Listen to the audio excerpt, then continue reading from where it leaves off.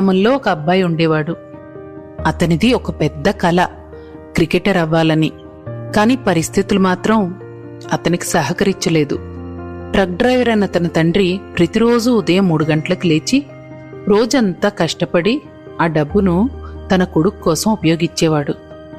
ఎప్పుడూ కూడా ఇది సాధ్యం కాదులే, ఇంకొదిలేద్దాం నాన్నా అని మాత్రం చెప్పలేదు ఆ తండ్రి.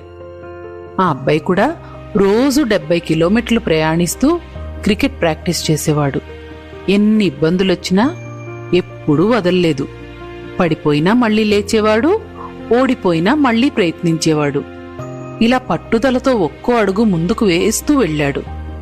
అదే పట్టుదల ఈరోజు అతన్ని ఐపీఎల్లో 30 లక్షల నుంచి 5.2 కోట్ల వరకు తీసుకెళ్లింది.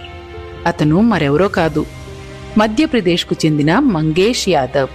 ఇతనిది అదృష్టం అనుకున్నారేమో, కానే కాదు. ఇది ఒక నాన్న కల, ఒక కొడుకు పట్టుదల. మీరు కూడా కలలు కంటున్నారా? అయితే ఎట్టి పరిస్థితుల్లోనూ అట్లను వదిలేయద్దు. కష్టపడండి, కష్టపడుతూనే ఉండండి. ఏదో ఒక రోజు మీ కల నిజమవుతుంది.